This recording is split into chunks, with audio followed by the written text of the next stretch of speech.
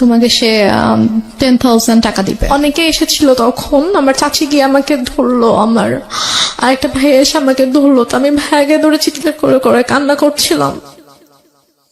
But আমার আম্মুর একটু কান্না করেনি, আমার আম্মু চুপ হয়ে বসে আমাকে বলতেছে যে এভাবে কান্না করার যে আমার মা কেন অন্যদের মতো না? অন্য মায়েরা তো এত ভালো, তার বাচ্চাদেরকে এত কেয়ার করে, বাচ্চাদেরকে আগলে রাখে, এবং একটা মায়ের কাছে তো বাচ্চা সবচেয়ে সেফ থাকা উচিত, যেটা আমি ছিলাম না। তো আমার সাথে কেন এরকম হতো? আমি নামাজ পড়ে আল্লাহর কাছে কান্না করতাম যে আল্লাহ আমার সাথেই কেন এরকম হলো, আমার মা কেন এরকম, অন্যদের মা তো এত ভালো। বলা থেকে আমরা 2 বোন, আর আমার বাবা অনেক ভালো একজন মানুষ ছিলেন, খুবই শান্তশিষ্ট, মানে কখনো কারোর সাথে উঁচু গলায় কথা বলেনি, আমাদেরকে কখনো গায়ে হাত তোলেনি, এবং সবার কাছে আমার আব্বু অনেক প্রিয় একজন মানুষ ছিল। তো আমরা 2 বোনই আমার বাবার অনেক আদরের ছিলাম, স্পেশালি আমি। ছোটবেলায় যখন আমার 2.5 বছর বয়স, তখন আমার বাবার অনেক বড় একটা অ্যাক্সিডেন্ট হয়। আব্বু অলমোস্ট 11 মাসের মতো হসপিটালে ছিলেন। তখন থেকে আর কি আমাদের মোটামুটি আমাদের লাইফটা একটু চেঞ্জ হওয়া শুরু করে, যেহেতু আব্বু কাজ করতে পারতো না। তো দেখা যেত যে আমাদের মানে আমাদের গ্রামের বাড়িতে অনেক জমি জমা ছিল আর কি, তো সেখান থেকে আর কি আমাদের মেইন ইয়াগুলো আসতো, খরচ টরচ সবকিছু আসতো। তো প্লাস আমার আম্মু জব করতো। আব্বু অসুস্থ হওয়ার পর থেকেই মানে মোটামুটি বলা চলে যে আমার আম্মু একটু মানে বদলে যাওয়া শুরু করে। এটা কি বাবা অসুস্থ হয়ে যাওয়ার পরে হ্যাঁ, ফার্স্ট টাইম আপনার নোটিস করলেন? আপনার বড় বোনের সাথে আপনার বয়সের ডিফারেন্স কত?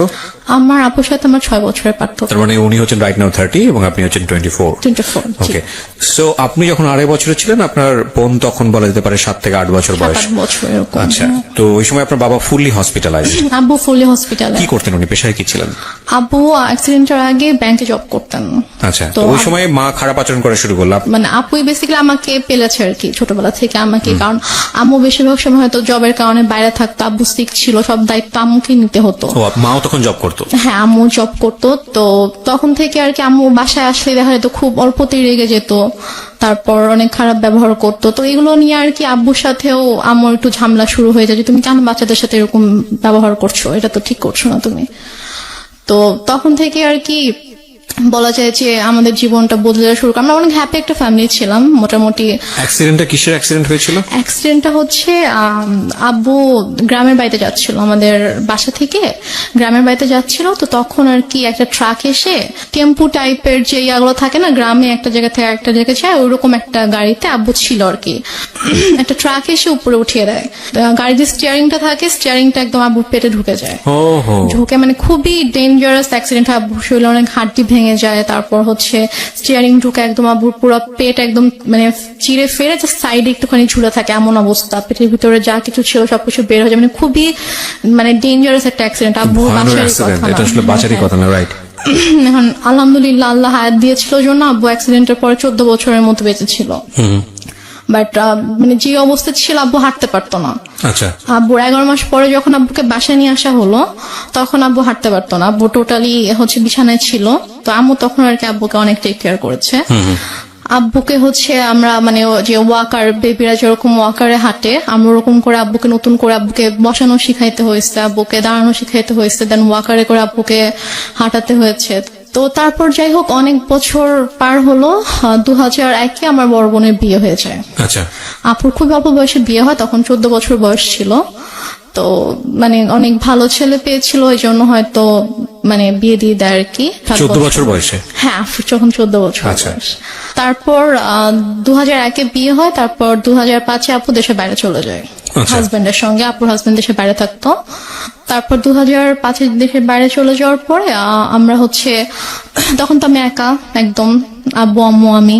এর মাঝে তো অনেক মানে কি বলবো, নিজের মা সম্পর্কে আসলে এইভাবে কথাগুলো বলতেও আমার খারাপ লাগছে, তারপর বলতে হয়। 2005-এ আপু চলে যাওয়ার পর থেকে আর কি আম্মুর মানে ব্যবহারগুলো আরো বেশি খারাপ হওয়া শুরু করে আমার সাথে, আব্বুর সাথে। বাবা কি তখন জব করছে নাকি একদম ফুল বেড? বাবা বেসিক্যালি হচ্ছে যে অ্যাক্সিডেন্টের পরে বাবা জব করতো না, কারণ বাবা হাঁটা চলে তো অনেক বছর করতে পারেনি। তারপর কি বাবার হচ্ছে যে কিছু মানে জায়গায় হয়তো টাকা দেওয়া ছিল বিজনেসের ইয়াতে, ওখান থেকে আসতো প্লাস বাড়ি থেকে আসতো, ওভাবেই আর কি আমাদের সংসার চলছিল। তারপর 2006 সালে 2006 সালে আপনারা তখন কোথায়? আপনারা কি তখন ঢাকাতে না, নাকি? আমরা তখন ঢাকাতে না, আমরা তখন আমাদের বাড়িতে গেলেন কবে? বাড়িতে গিয়েছি আমরা হচ্ছে 1 বছর একটু বেশি সময় হচ্ছে ঢাকায় ছিলাম। আচ্ছা, তারপর হচ্ছে তখন থেকে আমরা বাড়িতে মানে 96-এর কি মাসে অ্যাক্সিডেন্ট করেছিল সেটা আমার মনে নেই, বাট আমরা হচ্ছে 13-14 মাসের মতো ঢাকায় ছিলাম। তারপরে আর কি আমরা বাড়িতে চলে যাই। বাড়ি কোথায় চলে গেলেন? আমাদের বাড়ি ছিল সিরাজগঞ্জ। সিরাজগঞ্জ চলে গেলেন। আচ্ছা, তো সিরাজগঞ্জে মানে হচ্ছে আপনার বাবার বাড়িতে চলে গেলেন? না, আমাদের বাসা, আমরা যে বাসাটা তখন আমরা ভাড়া থাকতাম, ওখানে। 1 বছর বাবার এখানে থেকে ট্রিটমেন্ট করাতে হয়েছে বাবাকে শুধুমাত্র? তারপর আমরা সিরাজগঞ্জে চলে যাই, তো ওখানে আমাদের বাসা ছিল, ওখানে আমরা যাই, গিয়ে ওখানে থাকি আর কি। আম্মু কিছুদিন পরে হচ্ছে জয়েন করে, আম্মু আগেও জব করতো, ওই সেম জবটাতে আম্মু আর কি জয়েন করে। আচ্ছা, আর আব্বু হচ্ছে ওই টুকটাক মানে বেশি তো হাঁটাচলা করা নিষেধ ছিল, বলেছিল যে যতটা সম্ভব রেস্ট নিতে। তো আব্বু এরকম মানে জবে আর যাওয়া হয়নি, তো টুকটাক বিজনেস করতে ভাবে চলতো আর কি আমাদের। তো তারপর হচ্ছে 2006 সালে একটা ঘটনা আমি দেখি আর কি, মানে আমি ঘুমাচ্ছিলাম, তো ঘুম থেকে উঠে আমি যখন আম্মুর মানে বেডরুমের দিকে যখন আমি গেলাম, তো গিয়ে আর কি আমি খুবই আপত্তিজনক একটা আমি দেখি। তো তারপর থেকে আর কি আমার আম্মুর প্রতি আপনার বাবা কোথায় তখন? আমার আব্বু তখন বাইরে ছিল। বাইরে বলতে? বাইরে হচ্ছে আব্বু ওই ব্যবসার কাজে আব্বু বাইরে গিয়েছিল, একটা শপ ছিল ওখানে আব্বুর, তো ওই শপে গিয়েছিল আর কি। আচ্ছা, সো আপনি যে আপত্তিকর অবস্থাটা দেখলেন, এটা কি বেসিক্যালি আপনি ফার্স্ট টাইম নোটিস করলেন এরকম? হ্যাঁ, আমি ফার্স্ট টাইম নোটিস করলাম এরকম কিছু। তো তখন আপনি স্কুলে পড়েন? তখন আমি মেবি ক্লাস 7-এ পড়ি। স্কুলে পড়ি তখন আমি। তো তারপর ওটা দেখার পর থেকে আম্মু তো প্রচন্ড ভয় পেতাম, মানে দেখা যেত যে আম্মু কিছু একটা বললে অথবা একটু জোরে কথা বললে আমি ভয় পেয়ে যেতাম, বুকের ভিতরে কাঁপুনি শুরু হয়ে যেত যে এখন কি হবে। তো তারপর ওই ঘটনাটার পর আমি জাস্ট রুমে ঢুকে যখন দেখেছি, সাথে সাথে আমি রুম থেকে বের হয়ে গিয়েছি আর কি, আমি আমার রুমে চলে গিয়েছি। তো তার কিছুক্ষণ পরে আম্মু এসেছে আমার রুমে, তো এসে আমাকে বলছে যে যা দেখেছো সেটা যেন বাবাকে না বলা হয়, যদি বলো তাহলে কিন্তু তোমার খবর আছে। আচ্ছা, মা আপনাকে সবসময় এই ধরনের শাসনই করতো? শাসনই করলো বিষয়টা নিয়ে? আচ্ছা, শাসনই করলো। তারপর আমি তো আমি আগে বলেছি যে আমি প্রচন্ড ভয় পেতাম আম্মুকে, তো আমি আর কিছু বলি না, বাবা আসার পরও কিছু বলি না। তো তারপর এভাবে চলছিল। এরপরও আরো কয়েকবার আমি এরকম ঘটনা আমার চোখের সামনে হয়েছে, কারণ ওই দিনে আমি দেখার পর থেকে আসলে আম্মুরও একটা ভয় কেটে যায় যে হ্যাঁ, আমি তো বাবাকে কিছু বলিনি, আমি কিছু বলবো না। তো আমার সামনে এরকম ঘটনা আরো অনেকবার হয়েছে, বাট আমি বাবাকে কিছু বলতে পারিনি আর কি। তো তারপরে গিয়ে আমরা 2007 সালে আমরা নিজেদের বাসা করি। তো সিরাজগঞ্জে, হ্যাঁ, নিজেদের বাসা করার পরে ওখানে আমরা শিফট হই। তো তারপর 2009 সালে হঠাৎ করে একদিন আমার আব্বু 2009 সালের মে মাসে আব্বু হঠাৎ করে অসুস্থ হয়ে যায়। আচ্ছা, মে মাসে 26 তারিখ ছিল, 25 তারিখ রাত 8টার দিকে হঠাৎ করে, তখন প্রচন্ড ঝড় বৃষ্টির সময় ছিল, তো প্রচন্ড বাইরে বৃষ্টি হচ্ছিল, ডক্টরের কাছে যাবো সেরকম সিচুয়েশন ছিল না। তো হঠাৎ করেই 9টা থেকে প্রচন্ড ব্যথা শুরু হয়ে যায় আব্বুর। তো আমি ফোন করছিলাম হসপিটালে যে অ্যাম্বুলেন্স পাঠানো যাবে কিনা, তো ওরা বলতেছে আমাদের কাছে কোনো অ্যাম্বুলেন্স এখন নেই, কোথাও একটা অ্যাক্সিডেন্ট হয়েছিল তো ওখানে গিয়েছে সব অ্যাম্বুলেন্স আর কি, কোনো হসপিটালেই কোনো অ্যাম্বুলেন্স অ্যাভেলেবল ছিল না। তো এদিকে মানে আমার মা কিন্তু পাশের রুমে ছিল, কিন্তু তাকে আমি বারবার ডাকছি যে আব্বু প্রচন্ড খারাপ লাগছে, তুমি আসো, আমি তো কিছু বুঝতে পারছি না। আমি গিয়ে কি করব, আমার কি করার আছে। তো এভাবে আর কি রাত কেটে যায়। প্রায় যখন 2:30 বাজে তখন আব্বু বলে যে আমার একটু ভালো লাগতেছে, তো তুমি তোমার রুমে যাও, গিয়ে ঘুমিয়ে পড়ো, আমরা সকাল হোক তখন আমরা ডক্টরের কাছে গিয়ে আমরা দেখিয়ে আসবো, চিন্তা করো না। বাট আমি বুঝতে পারছিলাম যে আব্বু আসলে আমাকে এমনি বলছে, কারণ আমি খুব টেনশন করছি, আমি আব্বুর পাশে বসে আছি, ইভেন আমি কান্নাও করছিলাম। তো তারপর আব্বু বললো যে তুমি রুমে যাও, গিয়ে ঘুমাও, আমি সকালে তোমাকে ডেকে দিব, তারপর আমরা ডক্টরের কাছে যাব। মানে আমার আব্বু এত কষ্ট পাচ্ছিল, আমি বারবার আম্মুর কাছে গিয়ে রিকোয়েস্ট করছিলাম যে তুমি একটু আসো, তুমি একটু আব্বুকে দেখো, বাট আম্মু আসছিল না। তার আগে কি আপনার আব্বু আম্মুর মধ্যে কোনো ঝগড়া দেখেছেন কোনো আপনি? ঝগড়া হয়নি, কোনো ঝগড়া ছিল কোনো না? ঝগড়া হয়নি। আমি আচ্ছা। তো আপনাকে প্রথমে বলেছি আমার আব্বু খুবই শান্ত একজন মানুষ ছিল। আচ্ছা, okay. সে মানে কারোর সাথে কখনো কোনো ঝগড়া করতো না। লাইক আম্মু যদি কখনো রাগারাগিও করতো, চিল্লাফাল্লা করতো, আব্বু কিছু বলতো না। আচ্ছা। আব্বু চুপ হয়ে থাকতো। তারপর আমি আমার রুমে চলে যাই। তো হঠাৎ করে প্রায় 10-15 মিনিট পর আব্বু চিৎকার করে আমাকে ডাকে। তো আমি ছুটে আব্বুর রুমে যাই। তো রুমে যাওয়ার পরে দেখি যে আব্বু বলছে আমার খুব খারাপ লাগছে, তুমি আমাকে বারান্দায় নিয়ে যাও। আচ্ছা। তো আমি আব্বুর রুম থেকে আব্বুকে ধরে বারান্দায় নিয়ে আসি। তো আব্বু যখন থেকে ব্যথা শুরু হয় তখন থেকে আব্বু জাস্ট বুকে হাত দিয়ে রেখেছিল, যেখানে ব্যথা করছিল। আব্বু বসতে পারছিল না, শুতেও পারছিল না, আধশোয়া হয়েছিল বিছানায়। তুমি আব্বুকে ধরে বারান্দায় নিয়ে যাই। নিয়ে যাওয়ার পরে আব্বুকে চেয়ারে বসিয়ে দিই। তো তারপর আব্বু বমি করে দেয়। তো বমি হচ্ছিল, তো মানে তখন আমি কান্না করতে করতে আম্মুর কাছে যাই যে আম্মু আসো, আব্বু তো বমি করছে। মরে যাক, আমার কি, আমি পারবো না যেতে, আমাকে ডাকবা না। এটা আপনার মা বলে? আমার মা বলে। আচ্ছা। তখন আমি খুব কষ্ট পাই, কারণ মার চেয়ে আমি বাবার খুব কাছে ছিলাম, বাবাকে প্রচন্ড ভালোবাসতাম। এখানে একটা বিষয় বলি প্রিয় শ্রোতা, আমি বারবারই বলছি, আজকে যে ধরনের ডিসক্লেমার আমরা দিয়েছি সেই ডিসক্লেমারের জায়গায় আমার আরো বেশ কয়েকটা কথা বলার আছে আজকের অনুষ্ঠানে। আজকেই ওর যে গল্পটা, সেই গল্পের পুরোটা জুড়েই থাকবে ওর মাকে নিয়ে বলা অনেক কষ্টজনক অনেক কথাবার্তা। আমাদের সমাজে কিংবা আমাদের পুরো পৃথিবীতে যদি বলি, মা হচ্ছেন এমন একটি ক্যারেক্টার, মা হচ্ছেন এমন একটি স্বর্গীয় গিফট সন্তানের জন্য, যেখানে কোনো লজিকই খাটে না। মা যা মা তাই, এখানে অন্য কোনো কিছু বলার সুযোগ নেই। সুতরাং আজকের এই পার্টিকুলার বিষয়কে কেন্দ্র করে আপনি আইদার পজিটিভ আইদার নেগেটিভ কোনো কিছুই ভাববেন না মার এই বিষয়টাকে নিয়ে। আমি বারবার আপনাদেরকে সতর্ক করছি। আপনারা বরং ভাবুন এটা, যে একটা মেয়ে পরিবারে এই ধরনের পরিবেশের মধ্যে বড় হয়ে সে আজকে কোথায় দাঁড়িয়ে আছে, কিভাবে ফাইট করছে। কারণ এই পার্টিকুলার একটা মাকে দিয়ে সমাজের অন্য সকল মাকে চিন্তা করার কোনো সুযোগ নেই। চিন্তা করতে গেলে আপনার এই গল্পটাকে ফেক মনে হবে, এক। আর 2 নম্বর যেটা, সেটা হচ্ছে আপনি চিন্তা করতে গেলে ভয়ানক রকমের কষ্ট পাবেন। তবে হ্যাঁ, আমি ডেফিনেটলি শিওর যে আজকের এই গল্প শুনে অনেকেই হয়তো বা তার নিজের জীবনের গল্পটা খুঁজে পাবেন। কারণ এই ধরনের বিষয়গুলো মিডিয়াতে এত বড় হাইলাইট করা, এত বড় স্পেস দিয়ে মানুষকে সচেতন করা, মানুষকে ইন্সপায়ার করা, এটা আসলে রেডিওতেই ফার্স্ট হয়েছে। সো সেই জায়গা থেকে আমাদের জন্য এটা অনেক বড় একটা চ্যালেঞ্জ। আমি বারবার ইন্টারাপ্ট করছি আপনাদেরকে এই একটা জিনিস বোঝানোর জন্য, গল্পের ক্যারেক্টারের কোনো পার্টিকুলার বিষয় যেটা আপনার মধ্যে নেগেটিভ কনসিকুয়েন্স তৈরি করে ওটাকে ফোকাস না করে বরং এই মেয়েটার স্ট্রাগলটাকে ফোকাস করবেন প্লিজ। ওকে, হ্যাঁ। তারপর আমি মাকে ডাকতে চাইনি। তো তারপর আব্বু পরপর 3 বার বমি করেছে।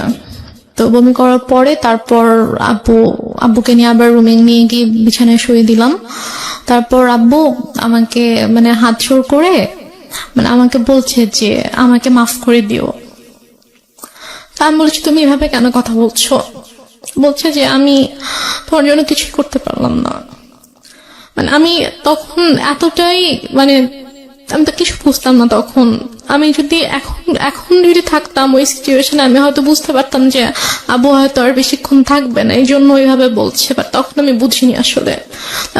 এভাবে কথা বলো না বাবা, তুমি ঠিক হয়ে যাবা, ভাই আসবে একটু পরে, তোমাকে হসপিটালে নিয়ে যাবো, তুমি ঠিক হয়ে যাবা, কিছু হবে না। তো তারপর ভাইয়া 5টার দিকে, ভাইয়া মেবি 4টার দিকে বাসা থেকে বের হয়। ওর বাসা থেকে তখন ঝড় বৃষ্টি থেমে গেছে, বাট স্টিল কোথাও অ্যাম্বুলেন্স নেই। তো ভাইয়া হেঁটে হেঁটে রাত 4টায় স্বাভাবিকভাবে একটা ছোট শহরে। ভাইয়াটা কোন ভাইয়া ছিল? ভাইয়া ওই যে আমি বললাম যে একটা কাজিনকে ফোন করছিল সে রাত থেকে। 4টা মানে কি ভোর 4টা? ভোর 4টা, হ্যাঁ। তো ভোর 4টায় ভাইয়া বাসা থেকে বের হয়ে যায়, হচ্ছে হসপিটালে যায়, সে কোনোভাবে কোনো অ্যাম্বুলেন্স ম্যানেজ হয় কিনা। এই সময়ের মধ্যে মা আসেনি রুমে? মা একবারও আসেনি। আচ্ছা। পরে একটা রিক্সায় আমি উঠি, আর একটা রিক্সায় বাবাকে নিয়ে ভাইয়া উঠে আব্বুকে হসপিটালে নিয়ে যাই। তো নিয়ে যাওয়ার পরে ওখানকার ডক্টররা চেক করার পরে বলছে যে একটা মাইনর স্ট্রোক হয়েছে। আচ্ছা। বাট যদি সময় মতো আনতে পারতাম হয়তো অবস্থা এখন খুবই মানে একটু ক্রিটিক্যাল হয়ে গেছে। আমরা দেখছি, হ্যাঁ আমরা দেখছি, বাট যদি রাতে আনতে পারতেন। জিজ্ঞেস করেছে যে কখন থেকে এরকম হচ্ছে। তো যখন আমি ডিটেল বললাম ডক্টরকে, তখন বলছে যে রাতে আনা উচিত ছিল। তো বললাম আসলে রাতে এরকম সিচুয়েশন ছিল না যে আমি হসপিটালে নিয়ে আসবো আব্বুকে। তো তো তারপর ইসিজি করা হলো, সব চেক আপ করা হলো। আব্বুকে আব্বু সারা রাত তো ঘুমায়নি, তো আব্বুকে ঘুমের ইঞ্জেকশন দেওয়া হলো ঘুমানোর জন্য। তো 6:30টার দিকে আমি আম্মুকে ফোন করলাম, আব্বুর ফোনটা আমার কাছে ছিল। তো আমি আম্মুকে ফোন করলাম যে আম্মু এই ঘটনা, আব্বুর তো স্ট্রোক হয়েছে, তো ডক্টর এটা বলেছে। তো বলতেছে যে তুমি আমাকে কেন ফোন দিয়েছো, তোমার বাবা তুমি দেখো, আমাকে কেন বারবার ফোন দিয়ে বলতেছো। বলছে যে আম্মু আমি একা একা এখানে কি করব, তুমি আসবা না? বলতেছে যে না আমি আসতে পারবো না। এখন টাকা পয়সার একটা ব্যাপার ছিল, কারণ আমি আসার সময় তো আমি কোনো টাকা পয়সা নিয়ে আসিনি। ভাইয়া আর কি হসপিটাল মেডিসিন টেডিসিন যা কিছু লেগেছে ভাইয়া এনেছে। তো তারপর আমি আমাকে বললাম যে আমার তো টাকা লাগবে, হসপিটালে তো টাকা লাগবে, তো টাকা লাগবে, তুমি তোর বাবাকে বলো কোথায় টাকা রেখেছে এসে নিয়ে যাও, আমি কিছু জানি না, আমাকে আর ফোন দিবা, আমাকে বিরক্ত করবা না। তো তারপর আমি আর মাকে ফোন দিই না, আমি আমার চাচুকে ফোন দিই। আমার ছোট চাচু আমাদের বাসা থেকে 15 মিনিটের দূরত্বে থাকতো। তো চাচুকে ফোন দিয়ে বলি যে চাচু আব্বু তো এরকম হসপিটালে, তো আপনি আসেন। সে বলে যে আমি মাত্র ঘুম থেকে উঠেছি, আমার অফিস আছে, আমি এখন আসতে পারবো। তো তারপরে আর কি ডক্টররা হচ্ছে আব্বুকে কেবিনে শিফট করলো। ফার্স্টে ইমার্জেন্সিতে ছিল, তারপর কেবিনে শিফট করার পরে আমি আবার প্রায় মনে হয় 8টার দিকে আম্মুকে ফোন করি, তুমি কি একটু স্যুপ অথবা রুটি সবজি একটু বানাতে পারবা আব্বুর জন্য? বলে কেন, আমি কেন বানাবো, তোমার দরকার থাকলে তুমি সে পানি নিয়ে যাও। কোন ক্লাসে পড়েন তখন আপনি? আমি তখন ক্লাস 9-এ পড়ি। ক্লাস 9-এ, ওকে। তো কি মনে করে আম্মু আবার প্রায় আধা ঘন্টা পরে ফোন দিয়েছে, ফোন দিয়ে বলছে যে একটু পরে তো বুয়া আসবে, তো বুয়া আসলে আমি বুয়াকে দিয়ে নাস্তা বানিয়ে পাঠিয়ে দিব। তো বললাম আচ্ছা ঠিক আছে। বুয়া আসছে পরে, হয়তো বুয়াকে দিয়ে নাস্তা বানিয়ে আম্মু নিজে এসেছে 9:30টার দিকে। এসে বলতেছে যে এই যে নাস্তা দিলাম, এখন আমি যাচ্ছি, আমাকে আর বিরক্ত করবা না, আমাকে আর ফোন দিবা না, কি করার তুমি করো, তোমার বাবার ড্রয়ারে টাকা আছে ওখান থেকে নিয়ে তুমি খরচ করো, আমাকে বিরক্ত করো না তুমি। তারপর ডক্টর বলল যে আব্বুর মোটামুটি অবস্থা ভালো, মানে স্টিল কিন্তু স্যালাইন চলছে। তারপর বললো যে এখন মোটামুটি ভালো আছে। তো আরেকটা কথা বলে রেখে, হসপিটালটা ছিল হচ্ছে আমার চাচির ভাইয়ের আর কি। আচ্ছা। তো ওই আঙ্কেল এসে বললো যে সেই হিসেবে আব্বুর আর কি একটু এক্সট্রা কেয়ার হচ্ছিল। তো তারপর 8টার দিকে ডক্টর এসেছে, এসে বলল যে এখন মোটামুটি ঠিক আছে, কোনো রিস্ক নেই। তো উনি ঘুমানোর তো ইঞ্জেকশন দেওয়া হয়েছিল, তো উনি ঘুমালে উনি বেটার ফিল করবে, আপনারা ওনাকে বেশি বিরক্ত করেন না, এটা বলছে আর কি। তো বলার পরে আম্মু বললো যে ঠিক আছে, আমি তো সারাদিন ছিলাম, আমি এখন চলে যাই, তুমি থাকো। আমার সাথে আমার একটা ভাগিনা ছিল, মানে ও আর আমি সেম এজেরই ছিলাম। তো আমি আর ও হসপিটালে ছিলাম, তো আম্মু চলে গেল। যাওয়ার পরে আমাকে আম্মু বাসায় চলে যাওয়ার, হসপিটাল থেকে আমাদের বাসার দূরত্ব ছিল 5-6 মিনিট, রিক্সায় করে 5-6 মিনিট দূরত্ব ছিল। তো তারপর আম্মু বাসায় গিয়ে আমাকে ফোন দিয়েছে, ফোন দিয়ে বলছে তুমি বাসায় আসো, তুমি আমার যে ইয়াটা ছিল নাম ছিল মধু, বলছে তুমি আর মধু বাসায় আসো। তো আমি বলছি বাসায় কেন যাবো, আব্বু তো একা থাকবে। তো বলছে যে সমস্যা নেই, তুমি আসো, তোমার বড় খালামণি যাচ্ছে। আচ্ছা। তো আমি বললাম যে বড় খালামণি কেন আসবে, বড় খালামণিকে দেখলে তো আব্বু রেগে যাবে। মানে আমার বড় খালামণির সাথে আব্বুর একটু সমস্যা ছিল। আচ্ছা। সমস্যা ছিল বলতে যে মানে বড় খালামণির মানে বিহেভিয়ারের জন্য আব্বু বড় খালামণিকে পছন্দ করতো, এটা অ্যাভয়েড করতো আর কি। আচ্ছা। তো বলছে আব্বু যদি রেগে যায় তখন আব্বুর জন্য তো এটা মানে খারাপ হতে পারে, লাইক যে যাকে পছন্দ করে না, ঘুম থেকে অসুস্থ অবস্থায় যদি উঠে তাকে দেখে তখন তো স্বাভাবিকভাবে তার খারাপ লাগবে, যে মানুষ তো চায় যে অসুস্থ থাকুক, তার প্রিয় মানুষগুলো তার পাশে থাকুক। জি। তো তারপর আমি বলি যে না আমি আসবো না। আমরা এখানে একটা বিরতি নিতে চাই। প্রিয় শ্রোতা, আপনারা শুনছেন মিস্টার ম্যাঙ্গো ক্যান্ডি প্রেজেন্স জীবন গল্প। আমি আরজি কিবরিয়া আপনার সঙ্গে রয়েছি। রেহনুমা আজকের এই জীবন গল্প বলছে। রেহনুমাকে দেখার জন্য আপনাদের আসতে হবে আমাদের ফেসবুক পেজে, অথবা আপনারা চলে আসতে পারেন আমাদের ইউটিউব চ্যানেলে।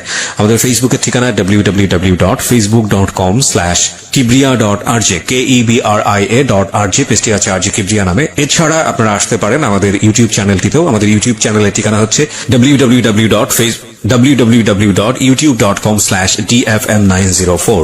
সাবস্ক্রাইব করে অবশ্যই নোটিফিকেশনটি অন করে নেবেন। ওকে, এখন আমি যেটা বলবো বিরতিতে যাবার আগে, সেটা হলো সিচুয়েশন যখন একটু কড়া, যখন মন বসে না কোনো কাজে, তখন মন ঠিক করতে মুখ দিতে পারেন কাঁচা আমের স্বাদে Pran Mister Mango candy. Good mood guaranteed. প্রিয় শ্রোতা, ফিরছি ছোট্ট একটা বিরতির পর। শুনছেন আরজি কিবরিয়ার সাথে মিস্টার ম্যাঙ্গো ক্যান্ডি প্রেজেন্টস জীবন গল্প।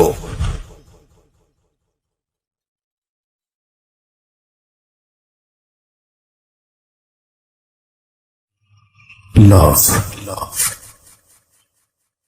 hate, challenge, motivation, lies, truth, impossible, virtue, morality, something beyond entertainment. Welcome to my stage of reality. Stay tuned. Sunday and Wednesday with me RJ Kibriya, only on Dhaka FM 90.4.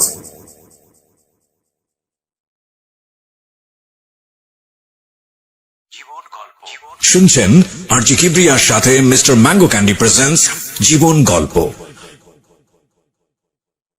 আর একবার স্বাগত প্রিয় শ্রোতা, শুনছেন mister Mango candy presents জীবন গল্প। আমি আরজি কিবরিয়া আপনার সঙ্গে রয়েছি। আমরা কথা না বাড়িয়ে ফিরছি আমাদের যিনি গেস্ট রেহনুমা তার কাছে। হ্যাঁ রেহনুমা, তারপর কি হলো? তারপর আমাকে আম্মু মানে অনেক ফোর্স করে যে তুমি এখনই আসবা এবং তোমার চিন্তা করার কিছু নেই, তোমার বড় খালামণি আব্বুকে টেক কেয়ার করবে, তারপর তুমি বাসায় থাকবা, আমি আবার ফ্রেশ হয়ে আমি যাব হসপিটালে। আমি এর মধ্যে বড় খালামণি চলে আসে। বড় খালামণির সাথে ছিল আমাদের একটা মামা, আম্মুর কাজিন ছিল। ওনারা আসার পরে আমি বাবা ঘুমাচ্ছিল, তো আমি গিয়ে বাবার কাছে গেলাম। তো গিয়ে বাবার মাথায় হাত রেখে আমি বললাম, বাবা তুমি কি ঘুমাচ্ছ? আব্বু একটু করে চোখ খুলেছে, তো খুলে বলছে, মানে ইশারা করে বলছে যে না ঘুমাচ্ছি না। আম্মু তো আমাকে বাসায় ডেকেছে, আমি বাসায় যাচ্ছি, আমি গিয়ে চলে আসবো, বেশিক্ষণ থাকবো না, মা চলে আসবে, তুমি থাকো, আমি আসছি। তা আব্বু চোখ দিয়ে ইশারা করলো যে ওকে। তো দেন আব্বু একটু সাইডে ফিরে যখন ওদেরকে দেখেছে, তখন আর কি আব্বুর মানে এক্সপ্রেশনটা চেঞ্জ হয়ে গিয়েছে আর কি।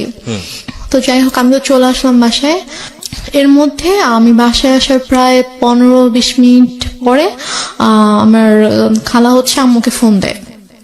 ফোন দিয়ে বলে যে ভাইয়ের অবস্থা ভালো না, তুই তাড়াতাড়ি আয়। তা আমি শুনে বলতেছি যে আমি তো মাত্র দেখে আসলাম যে আব্বু চুপচাপ শুয়েছিল, আর ডক্টরও বলে গিয়েছে যে এখন ঠিক আছে, তো হঠাৎ করে কেন অসুস্থ হয়ে গেল?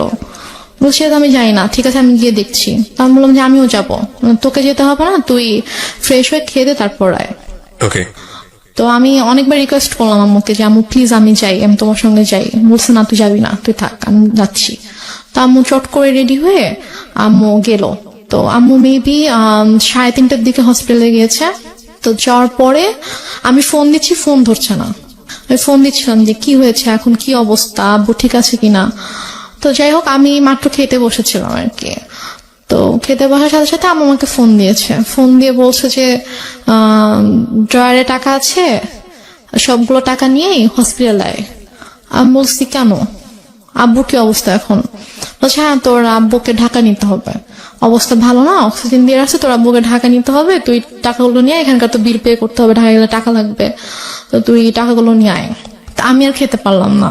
আমার এর মধ্যে আমার ভিতরে এত অস্থিরতা শুরু হয়েছে যে আমি কান্না শুরু করে দিয়েছি, যে আমার কেমন ওখানে প্রচন্ড খারাপ লাগছিল। তো তারপর আমি টাকা নিয়ে চট করে বের হলাম। তারপর আমি হসপিটালে আসার পর দেখি যে আমার একজন চাচু বাসার হসপিটালের নিচে দাঁড়িয়ে আছে। আমি রিক্সা থেকে নামার সাথে সাথে চাচু আমার হাত ধরেছে। তো ধরে বলতেছে যে চল উপরে চল। আমি বললাম যে আব্বু কি হয়েছে? তখন আমি আমার খুব খারাপ লাগছিল, যে আমার মনে হচ্ছিল যে মেবি আব্বু নেই। তার মধ্যে সত্যি করে বল আব্বুর কি হয়েছে। তো আব্বুর কেবিন ছিল হচ্ছে 3 তলায়।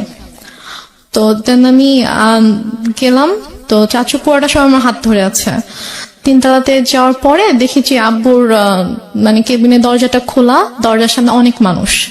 তো আমি গিয়ে চিল্লানো শুরু করছি যে হার্ট অ্যাটাক করেছে পেশেন্টের, হার্ট পেশেন্টের রুমের সামনে দরজা কেন খোলা থাকবে, এত মানুষ কেন এখানে হইচই করছে, আপনার সরেন এখান থেকে, আমার আব্বুর ডিস্টার্ব হবে।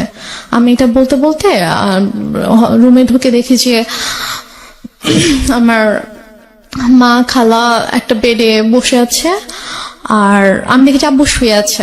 আমি তখনও খেয়াল করিনি যে আব্বুর মাথার নিচে যে বালিশ নেই, অথবা আমি স্যালাইন টালাইন আমি কিছুই খেয়াল করিনি আর কি।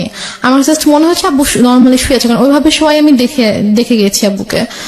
তো আব্বুর মাথার কাছে হচ্ছে আমার চাচু বসে আছে, যে চাচুকে আমি সকালে ফোন দিয়েছিলাম, যিনি বলেছে অফিস আছে আমি আসতে পারবো না, উনি বসে আছে। চাচি এসেছে, উনি দাঁড়িয়ে আছে। তো আমি আব্বুকে দেখো, তখনও কিন্তু বুঝতে পারিনি যে আব্বু নেই। আমার বড় খালামণি হঠাৎ করে এসে আমাকে জড়িয়ে ধরে, তো জড়িয়ে ধরে আমাকে বলে যে কি একটা সর্বনাশ হয়ে গেল, তোরা তো এতিম হয়ে গেলি। মানে উনি খুব জোরে চিৎকার করে করে কান্না করছে, আর উনি ভাবে বিলাপ করে করে বলছে কি সর্বনাশ হয়ে গেল, তোরা এতিম হয়ে গেলে এখন তোদের কি হবে। এটা যখন বলেছে তখন জাস্ট আমি আব্বুর দিকে তাকিয়েছি, তাকিয়ে তখন আমি খেয়াল করেছি যে আব্বুর মাথার নিচে বালিশ নেই। তো আমি নর্মালি আমি আর আমার আব্বু মানে মৃত মানুষকে ভয় পেতাম আর কি। মানে লাইক আমাদের বাসার আশেপাশে বাসায় যদি কেউ মারা যেত, আমার আব্বু তো ওই বাসার সামনে দিয়ে 40 দিন যেতাম না। মানে আমাদের একটা ধারণা ছিল যে মানুষ মরে গেলে মেয়ে ভূত হয়ে যায়, তারা এসে ভয় দেখাবে। মানে আব্বুর ওই ভীতিটা ছিল, আমারও ওই ভীতিটা ছিল। আমরা ওই দিক দিয়ে না গিয়ে অনেকখানি ঘুরে যেতাম। তো বাট তখন আমার কোনো মানে আমার মধ্যে কোনো ওই ভয়টা অথবা এরকম কিছুই নেই। আমি আব্বুর কাছে গিয়ে আমি আব্বুকে এভাবে ধাক্কা দিচ্ছিলাম যে আব্বু কি হয়েছে তোমার, তুমি উঠো তুমি। তো আমার অনেকে এসেছিল তখন, আমার চাচি গিয়ে আমাকে ধরলো, আমার আরেকটা ভাই এসে আমাকে ধরলো। তো আমি ভাইকে ধরে চিৎকার করে করে কান্না করছিলাম। বাট আমার আম্মুর একটু কান্না করেনি। আমার আম্মু চুপ হয়ে বসে আমাকে বলতেছে যে এভাবে কান্না করার কি আছে। Are you sure? আমাকে বলতেছে, আমি যখন আমাকে বসাই দিছে আম্মুর পাশে, আমাকে বসাই দিছে আমার ভাইয়া, তো বলতেছে যে এভাবে কান্না করতেছো কেন, এভাবে কান্না করার কি আছে, টাকা আনছো টাকা দাও।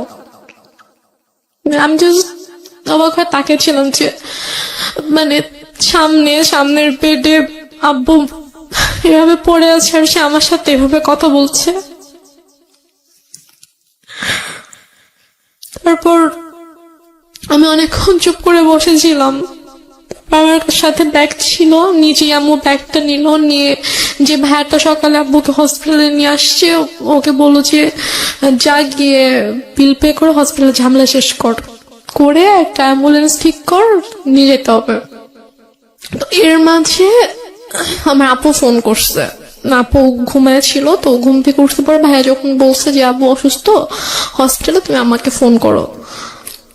আমার পাশে বসে ফোন ধরে বলতেছে যে তোমার আব্বুকে ঢাকায় নিয়ে যাচ্ছি আমরা। না, সেটা হয়তো আপনি ইজিলি ব্যাক করতে পারেন, সেই জন্যই সে বলেছে, পরে হয়তো সময় নিয়ে বলবে। আমি বলি এটা কেন বলেছে আমি শুনলে বুঝতে পারবেন। তো তারপর হসপিটালে আমিও গেলাম ভাইয়ার সাথে ফর্মালিটিস করতে। তো ও টাকা পে করার পরে তো ওদের আব্বুর যেটা ফাইল ছিল, হচ্ছে সকাল থেকে হচ্ছে যে টেস্ট গুলো হয়েছে, প্রেসক্রিপশন, এগুলোর একটা ফাইল থাকে। তো প্লাস হচ্ছে দুপুরে হচ্ছে ডক্টর রেফার করে দিয়েছিল ঢাকায় যে হসপিটাল ডক্টরের কাছে, মানে সব পেপারস যে একটা ফাইল ছিল। তো হসপিটাল থেকে নর্মালি বিল পে করার পর ওই ফাইলটা তো দিবে। তো ভাইয়া যখন জিজ্ঞেস করেছে যে ফাইল কোথায়, তখন বলছে যে ফাইল তো এসে নিয়ে গিয়েছে। বলছে যে ফাইল কে নিয়ে গেছে, আমরা তো কেউ ফাইল নিইনি। তো বলেছে যে ডক্টর যখন রুমে গিয়েছে, অক্সিজেন যখন দেওয়া হয়েছে পেশেন্টকে, তখন আপনাদের একজন রিলেটিভ এসেছিল, এসে বলেছে যে অমুক কেবিনের অমুকের ফাইলটা ডক্টর চেয়েছে, আমরা তো দিয়ে দিয়েছি। তো উপরে গিয়ে ভাইয়া সবাইকে জিজ্ঞেস করলো ওখানে যারা যারা ছিল, তো সবাই বলতেছে যে না আমি তো নিইনি। তো ফাইলটা যাই হোক পাওয়া গেল না। তারপর অ্যাম্বুলেন্সে করে আব্বুকে আমাদের বাসায় নিয়ে আসা হলো। তো বাসায় নিয়ে আসার সাথে সাথে দেখি যে আম্মু ওদিকে ফোন টোন দিয়ে সব অ্যারেঞ্জমেন্ট করে ফেলেছে যে মানে যত তাড়াতাড়ি পসিবল মাটি দিতে হবে। বাট আপু যখন দেশের বাইরে চলে যায়, তখন আপু এভাবে বলে যায় যে মানে যদি কখনো মানে আব্বু হোক আম্মু হোক কেউ যদি মারা যায়, তাকে রেখে দিবা আমি না আসা পর্যন্ত, আমি আসবো দেখবো তারপর মাটি হবে। আপু এটা বলে গিয়েছিল। তো আপুর শ্বশুর বাড়িতে যখন জানানো হয় যে আব্বু মারা গেছে, তখন বলে যে ঠিক আছে আমরা আসছি, আপনারা ওখানে সবকিছু ঠিকঠাক করেন, ওনাকে গোসল করেন, তারপর আমরা ঢাকায় নিয়ে এসে ওনাকে, মানে আপু শ্বশুর বাড়িতেও এটা জানতো, কারণ আপু শ্বশুর বাড়িতেও সেম কথাটাই বলেছে, মানে শ্বশুর শাশুড়ি ছিল। তো ওদের বলেছে যে মানে যারই কিছু হোক না কেন আমাদেরকে ছাড়া কিন্তু আপনারা মাটি দিবেন না, আমরা দেখবো। তো ওইভাবে আপুর শ্বশুরও ফোন দিয়ে বলে যে ঠিক আছে ভাইজানকে নিয়ে আসতে হবে ঢাকায়। নিয়ে এসে আমি ব্যবস্থা করছি, এখানে বারডেমে সম্ভবত ছিল হিমাগার আছে, তো ওখানে বলো যে ওখানে রাখবো, আমি সব ব্যবস্থা করে আমি আসছি। বলছে না আপনাদের আসতে হবে না, ও যত তাড়াতাড়ি পসিবল মাটি দিয়ে দিব, নইলে মিন্টু বৃষ্টি আত্মা হচ্ছে কষ্ট পাবে, বেশিক্ষণ রাখা যাবে না। তো বলতেছে যে না, মানে আপুর কথা বলছে যে বৌমা তো বলে গেছে, তা আমাকেও বলে গেছে, তো আমি তো এটা পারবো না, আমি বৌমাকে কি জবাব দিব আপনি যদি মাটি দিয়ে দেন।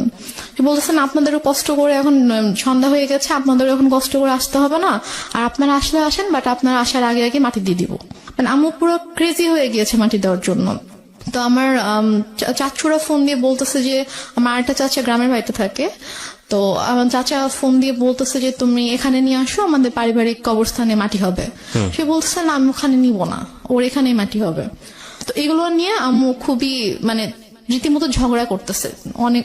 আম্মু কিন্তু স্টিল মানে এক ফোঁটাও কান্না করেনি, একটুও কান্না করেনি। তো সে আমার চাচার সাথে ফোনে ঝগড়া করতেছে যে না আমি এখানে মাটি দিব, আপনাদের যদি দেখতে ইচ্ছা করে আপনারা এখানে আসেন, এসে দেখে যান। কোনোভাবে রাজি করাতে পারতেছে না যে না পারিবারিক কবরস্থানে তার মাটিটা হবে। ওইদিকে আপু বারবার ফোন করে বলতেছে যে তুমি একটু আব্বুর সাথে কথা বলায় দাও। তো বলছে এখন তো কথা বলতে পারবে না, এখন তো হচ্ছে যে কি অক্সিজেন দিয়ে রাখছে এটা সেটা এগুলো বলতেছে। তো বলছে যে ও আপুকে বলছে যে আমি এখন অ্যাম্বুলেন্স চাই। তো বলছে ঠিক আছে আব্বু কথা বলতে না পারলেও সমস্যা নেই, তুমি আব্বুর কানের কাছে ফোনটা নাও, আমি আব্বুর সাথে কথা বলে আব্বু বেটার ফিল করবে, আব্বুর ভালো লাগবে আমার ভয়েস শুনলে। সে বলতেছে না এখন না, আমি হসপিটালে যাই, তোমার সাথে কথা বলে দিব।